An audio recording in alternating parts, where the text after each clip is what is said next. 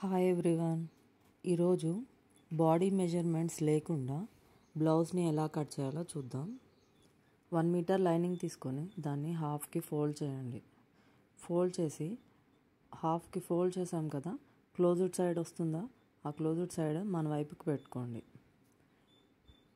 దాంట్లో కింద వైపు నేను ఫస్ట్ బ్యాక్ పార్ట్ కట్ చేసుకుంటున్నాను. బ్యాక్ పార్ట్ కోసం అని కింద మనము స్టిచెస్ కోసం ఒక 1/2 ఇంచ్కి లైన్ అనేది మార్క్ చేసుకుంటున్నాను. తర్వాత హైట్ అనేది మనం తీసుకోవాలి. మనం ఎంత బ్లౌజ్ హైట్ ఎంత తీసుకుంటున్నామో చూడండి. మెజర్మెంట్ కోసం బ్లౌజ్ మన దగ్గర ఆది బ్లౌజ్ అనేది ఉంటుంది. ఆ బ్లౌజ్ హైట్ ఎంత ఉందో చెక్ చేసుకొని షోల్డర్ నుంచి కిందకి దాన్ని లైన్ మార్క్ చేసుకున్నాను. అలా లైన్ మార్క్ చేసుకున్న తర్వాత స్టిచెస్ కోసం అని ఎక్స్ట్రా 0.5కి మార్క్ చేసుకున్నాను.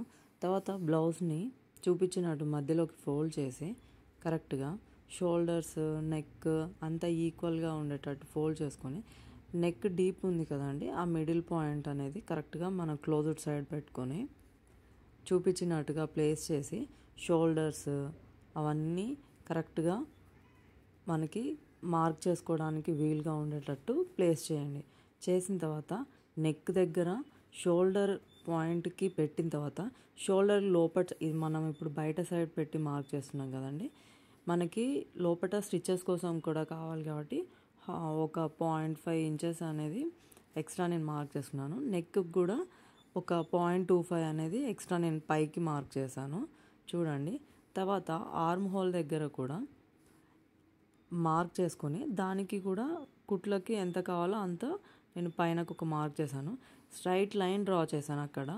ఎందుకు అంటే క్రాస్గా తీసుకోవట్లేదు. క్రాస్గా తీసుకునే దాంట్లో అది టక్స్ పాయింట్కి వచ్చేస్తుందండి ఆ క్లాత్ అనేది. కాబట్టి నేను అది సపరేట్గా టక్స్ పాయింట్ ఇది అని తీసుకోకుండా స్ట్రైట్గా తీసేసుకుంటాను. ఆర్మ్ హోల్ దగ్గర వచ్చేసి 0.5తో నేను ఒక డాట్ డ్రా చేసుకుని కార్నర్ నుంచి ఆర్మ్ హోల్ రౌండ్ అనేది నేను డ్రా చేసేస్తాను. బ్లౌజ్లో వచ్చేసి నేను నెక్ విడ్త్ దగ్గర కొంచెం క్రాస్గా డౌన్ చేస్తానండి. దానివల్ల ఏంటంటే షోల్డర్ దగ్గర జారకుండా పట్టేసి ఉంటుంది. ఇప్పుడు నెక్ విడ్త్ వచ్చేసి 2.5 కదండి, కింద బ్రాడ్నెస్ కోసం అని 3 ఇంచెస్ వెడల్పు తీసుకున్నాను. నేను మార్క్ చేసేసుకున్నాను ఎల్ షేప్లో లైన్. సో దాంట్లో నేను కింద కర్వ్ అనేది డ్రా చేస్తాను చూడండి. తర్వాత ఇంకోటి ఏంటి అంటే కింద మనం టక్స్ పాయింట్ వేస్తాము వెనుక సైడ్. అది షోల్డర్ మిడిల్ నుంచి కిందకి స్ట్రైట్గా ఒక లైన్ అనేది తీసుకుంటాను. అది ఆ టక్స్ పాయింట్ అనేది లావుగా ఉన్న వాళ్ళకి కొంచెం హాఫ్ ఇంచ్ పెట్టి వేయాలి. లేదు సన్నగా ఉన్నారంటే 1/4 ఇంచ్ సరిపోతుంది. 1/4 ఇంచ్ పట్టుకొని మనం టక్స్ పాయింట్ వేస్తే సరిపోతుంది. నెక్ నేను చూసారు కదండి, బ్రాడ్ తీసుకున్నాను. మనం పైన నుంచి కింద వరకు బ్రాడ్ తీసుకుంటే షోల్డర్స్ అనేది జారిపోతాయి. కాబట్టి నెక్ విడ్త్ అనేది తక్కువ ఉండాలి. కింద బ్రాడ్ కావాలి అంటే మనం ఎంతైనా బ్రాడ్ చేసుకోవచ్చు, కానీ నెక్ విడ్త్ని బ్రాడ్ చేయొద్దు. అది చాలా ఇంపార్టెంట్ పాయింట్ అండి, అది మర్చిపోకుండా ఫాలో అవ్వండి. ఇలా బ్యాక్ పార్ట్ కటింగ్ అయిపోయిన తర్వాత మనం ఏం చేయాలి అంటే సేమ్ ఈ బ్యాక్ పార్ట్ని తీసుకొని వెళ్ళి మనం ఆల్రెడీ కట్ చేసిన తర్వాత మిగిలిన పీస్ ఉంటుంది కదండి, ఆ పీస్ ప్లేస్లో చూడండి చూపించినట్టుగా క్రాస్గా ఈ బ్యాక్ పీస్ని పెట్టండి. బ్యాక్ పీస్ని పెట్టి కింద వైపుకి చూడండి, కింద వైపుకి 1.5 ఇంచ్ టేప్తో 1.5 ఇంచ్ మార్క్ చేసుకొని ఆ పాయింట్ దగ్గర వరకు ఫోల్డ్ చేయండి. క్లాత్ని ఫోల్డ్ చేసి కింద లైన్ అనేది డ్రా చేసుకోండి. తర్వాత మనం బ్యాక్ సైడ్ పార్ట్కి మొత్తం ఆర్మ్ హోల్, షోల్డర్, నెక్ దగ్గర కూడా లైన్స్ అనేవి డ్రా చేయండి. టోటల్గా ట్రేస్ చేయండి. బ్యాక్ పార్ట్ని డ్రా చేసిన తర్వాత ఆర్మ్ హోల్ దగ్గర కార్నర్ పాయింట్ని కూడా నేను మార్క్ చేసుకున్నాను. మార్క్ చేసుకున్న తర్వాత బ్యాక్ పీస్ని తీసేసిన తర్వాత చూడండి, ఫస్ట్ నేను ఆర్మ్ హోల్ని లోపల ఫ్రంట్ సైడ్ వచ్చేసి లోతు అనేది తీస్తాము. అది వచ్చేసి 1 ఇంచ్కి మార్క్ చేసుకొని నేను ఎలా గీసుకున్నానో చూడండి, అలానే తీసుకోండి. తర్వాత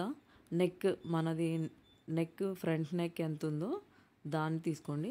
ఉక్సుల వైపు మనం మెజర్ చేసుకోవాలి. ఇప్పుడు నేను పైన మన స్టిచెస్కి ఎంత కావాలో దానికి నేను మార్క్ చేసుకొని దాని నుంచి నా నెక్ని నేను మార్క్ చేసుకుంటున్నాను. చూడండి ఎలా మార్క్ చేస్తున్నానో.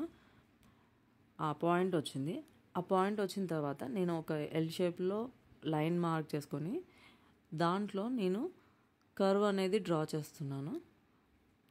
ఆ కర్వ్ ఆ కార్నర్ దగ్గర వచ్చేసి 1/2 ఇంచ్ ఉంటుంది. 1/2 ఇంచ్ ఉంటే సరిపోతుందండి. మనకి అక్కడ కర్వ్ కరెక్ట్గా 1/2 ఇంచ్తోనే తీసుకోకపోతే మన నెక్ అనేది కట్ చేసిన కుట్టి వేసుకున్న తర్వాత వీ షేప్లో వస్తుందండి, రౌండ్ రాదు. ఇలా 1/2 ఇంచ్తో కట్ చేసుకుంటేనే మనకి రౌండ్ షేప్ అనేది వస్తుంది. తర్వాత కింద మనం ఉక్సులకి ఎంత చూయించినంత వరకు ఎంత హైట్ అయితే ఉందో అంత హైట్కి ఫస్ట్ మార్క్ చేసుకోండి.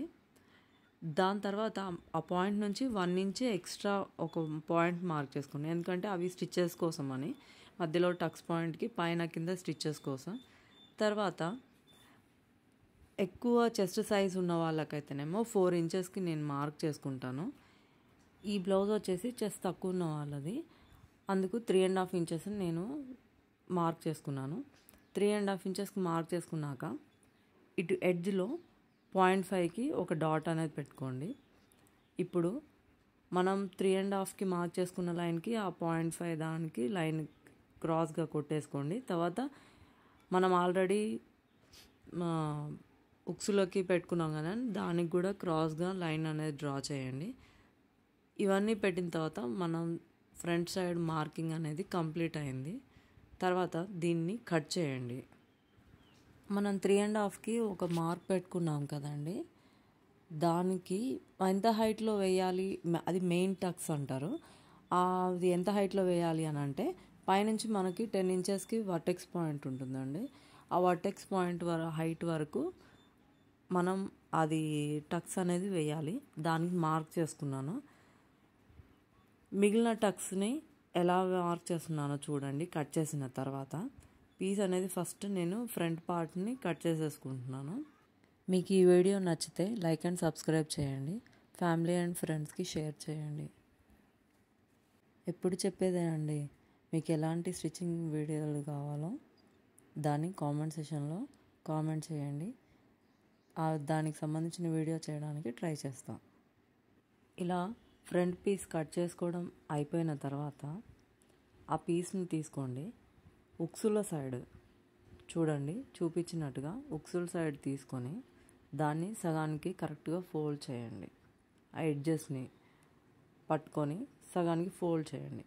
ఫోల్డ్ చేసి మిడిల్లో మార్క్ చేసి కట్ చేయండి. ఒక కట్ అనేది పెట్టుకోండి. అక్కడ వచ్చేసి మనం టక్స్ అనేది వేయాలి. అవి ఎంత పొడుగు వేయాలి అని అంటే ఒక 2.5 ఇంచెస్ పొడవు వేస్తే సరిపోతుందండి. మనం ఆల్రెడీ వర్టెక్స్ పాయింట్ పెట్టుకొని మెయిన్ టక్స్ ఎంత హైట్లో వేసుకోవాలో పెట్టుకున్నాము.